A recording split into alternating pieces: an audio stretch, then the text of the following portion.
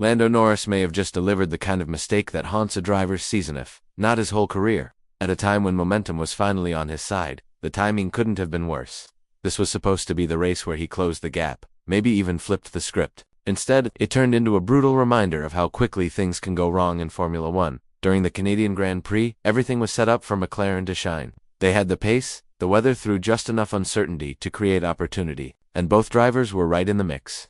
But when tension was high, and decisions had to be razor-sharp, Norris made a call that backfired immediately. On a slippery Montreal track, in the final stages of the race, Lando was closing in on his teammate, Oscar Piastri. Oscar was under serious pressure not just from Norris, but also from Mercedes' rising star Kimi Antonelli, who was breathing down their necks. Every move mattered. Every corner had the potential to change the race outcome. Then it happened. Lap 67. A late move from Norris down the inside. Desperate maybe, brave certainly, but clean. Not at all. His car clipped the rear of Piastri's. His front wing shattered on impact. The next moment, Norris was in the wall. Race over. Safety car deployed. And just like that, McLaren's shot at a double podium vanished. Oscar, somehow, managed to continue without any major damage and brought the car home in fourth. Critical points salvaged. But for Lando, it wasn't just about the race ending in a crash. It was about what the crash meant for him, for his team, and for the championship. His voice, over the team radio, said it all. My bad. All my fault. Stupid from me. Not many drivers own up that quickly or that clearly. But this wasn't just a small mistake. It was a high-speed error with real consequences. His body language post-race showed he knew it too. The aftermath of the crash wasn't just about the points lost, it was about the message it sent. Lando Norris, one of the most consistent drivers this season, had finally found himself in the title conversation. After his breakthrough win in Miami, his confidence had surged. The paddock had started treating him differently. No longer just a future star, he was now a serious contender. But in Formula One, reputations can shift in seconds. The Montreal incident raised questions. Was Lando feeling the pressure of being McLaren's lead driver? Was he trying to force a result instead of letting it come to him? Or was this just one of those racing moments, split-second decisions that go wrong under immense pressure? His engineers knew how costly it was. McLaren team principal Andrea Stella didn't lash out, but his expression said plenty. But clearly frustrated. These were the kinds of errors they couldn't afford, not in a tight season. Not with Red Bull still collecting points through Verstappen, even when they weren't dominant. Social media lit up. Analysts were split. Some said Norris was too aggressive, trying to pass where there was no space. Others argued he had the right to go for it, he was faster, and the door wasn't entirely closed. But in the end, the result speaks louder than the debate. He was out. The car was in pieces, and the team paid the price. Meanwhile, Oscar Piastri's.com, driving in composure under pressure once again, showed why McLaren sees him as a long-term bet. He didn't overreact, didn't get drawn into unnecessary drama. He kept his head down and secured vital points. For a team looking to challenge both Red Bull and Mercedes, having two strong drivers is kaboot. They need to avoid taking each other out.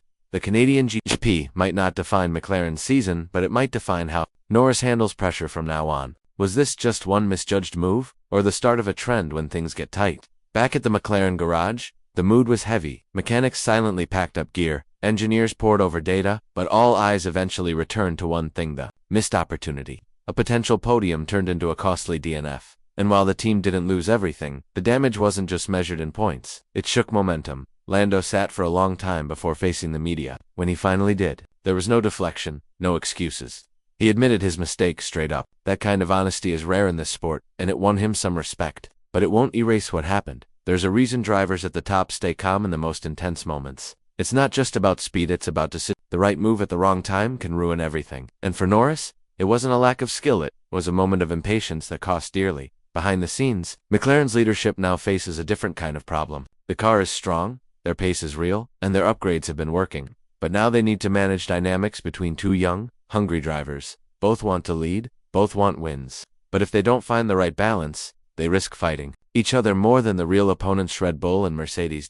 And speaking of those rivals, they didn't waste this chance. Verstappen's.com. Steady performance in Canada didn't make headlines, but it was everything his team needed. No wild moments, no risk, just points. That's how championships are won, by keeping cool when others lose grip, literally and mentally. Red Bull may not be dominating every race now, but they know how to survive bad weekends. That's what makes them dangerous. Lando's fans still believe in him. One mistake doesn't erase a season of smart driving and standout performances. But the spotlight is sharper now. The next few races will show whether he bounces back or whether that wall in Montreal leaves a lasting mark. The pressure Lando Norris now faces isn't just external, it's coming from within. Once a driver tastes victory, expectations shift. The team expects more, fans expect consistency, and most importantly, the driver starts expecting nothing less than perfection from himself. That's where the real challenge begins. Mick, Laren, knows this all too well.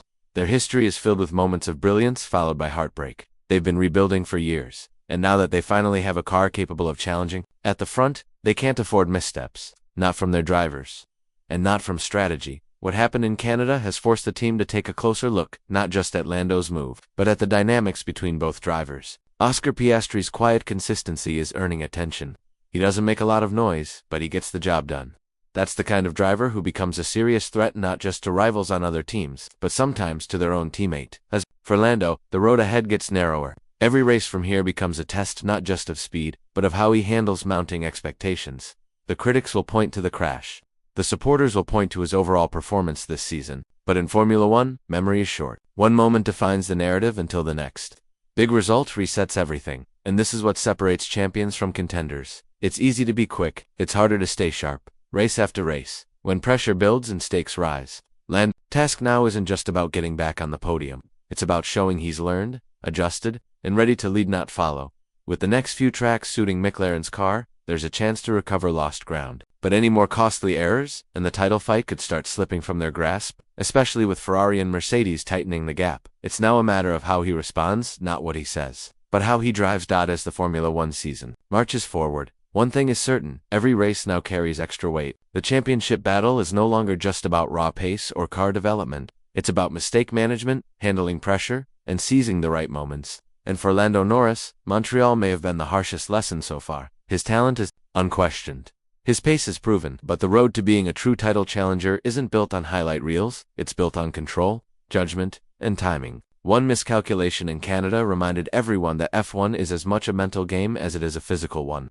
The best don't just race fast, they race smart. Back at McLaren HQ, there's no panic. The team understands what they have. A driver lineup, full of promise, a car that's finally competitive, and a development team that's delivering. But to turn potential into results, they now need stability as much as speed. One wild moment can't become a pattern. Meanwhile, rivals are watching closely. Red Bull may not have their usual dominance, but they still lead with strategy. Ferrari is getting sharper, Mercedes, slowly but surely, is climbing back into form. The window for McLaren is real, but it won't stay open forever. So the next few race weekends aren't just about collecting points, they're about resetting focus. Norris needs to prove Montreal was a one-off, not the start of a trend. Piastri will keep pushing, quietly, efficiently, and with growing confidence. In a season where margins are razor thin, every decision counts. The Canadian Grand Prix didn't end the fight for Lando Norris, but it might have just redefined what kind of fight it's going to be.